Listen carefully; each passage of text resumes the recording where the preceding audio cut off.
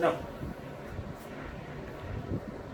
up till now we have studied about the growth in unicellular organisms and how this growth is different from the growth in multicellular organisms. Growth in plants. It is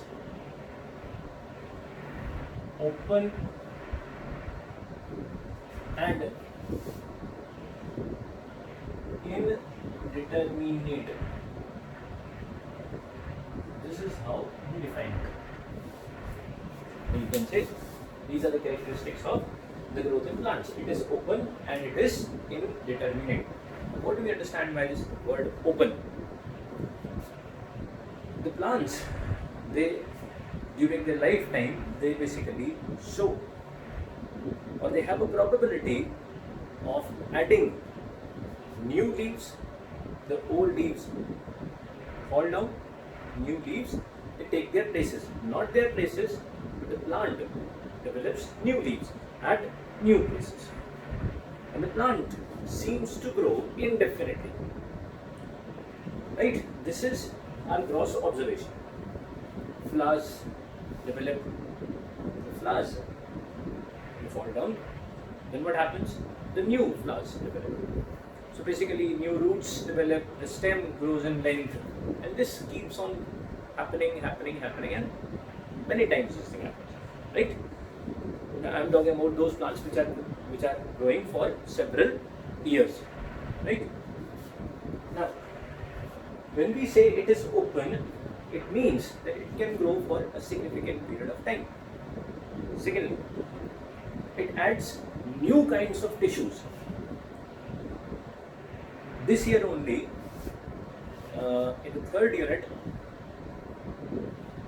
fourth unit, you will be studying about secondary growth in the plants. Okay, what are the hormones related to the secondary growth? In the third unit, you would be studying about the various different types of tissues or the structures which are going to develop in the plant because of this secondary growth. Okay, third and fourth unit, at different areas, you will be studying about this thing. The plant has got this tendency to develop different new types of tissues which are not seen in the primary stages. Right? You might have seen a tree being formed. Okay, there was a young plant, a green plant. It grew in length, and after some time it became brown. Then started swelling up. It started increasing in girth. The thickness of the plant increased. This is because certain new types of tissues were added. So open, there we define it as addition of secondary tissues.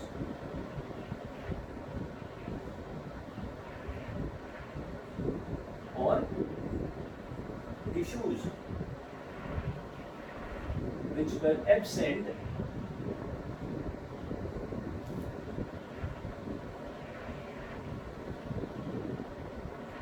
during initial growth.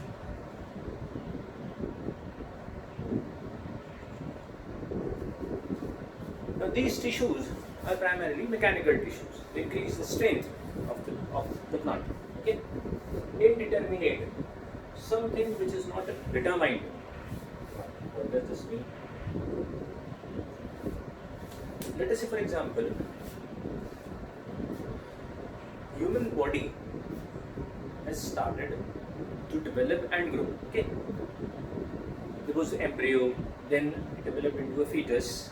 In the fetus, it started maturing and growing. Certain organs started developing. During this growth, what happens is, at certain region of the body, eyes develop.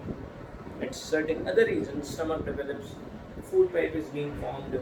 Liver is being formed. Heart is being formed. Blood vessels are being formed. Now, these individual organs or structures would increase in size to a certain extent. Okay,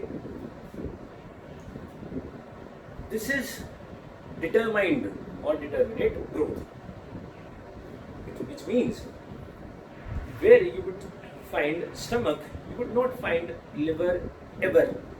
Okay, where there is heart, some other organ would not or would never ever develop in that particular area. The body becomes fixed, right? But in this case, in case of plants, when you say the growth is indeterminate, it means it is basically a kind of illustration of this thing only. When a plant develops, it develops certain primary tissues. The primary tissues of the plant are parenchyma, it's a living tissue, collenchyma, and sclerenchyma. Okay. It's dead. Parenchyma is living, collenchyma is also living, and sclerenchyma is a dead tissue. You have studied this in 9th class or even 8th class also. Now, parenchyma, collenchyma, and sclerenchyma, these are formed, right? And the formation of this tissue, these tissues, collectively has formed a particular organ. Let us suppose the stem of the plant. Okay. Now when this happens, parenchyma, collenchyma, leading to the formation of a particular organ or a structure in the plant, when this happens, we expect the parenchymatous area to remain parenchymatous, the collenchymatous area to remain collenchymatous, and this sclerenchymatous area to remain as sclerenchyma, right? But this doesn't happen. There is a plant growth hormone, plant growth regulator, cytokinin.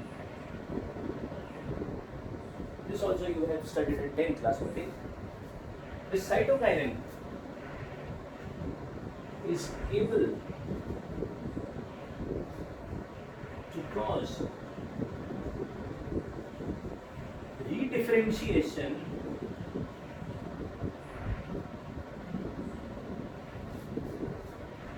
of simple permanent tissues.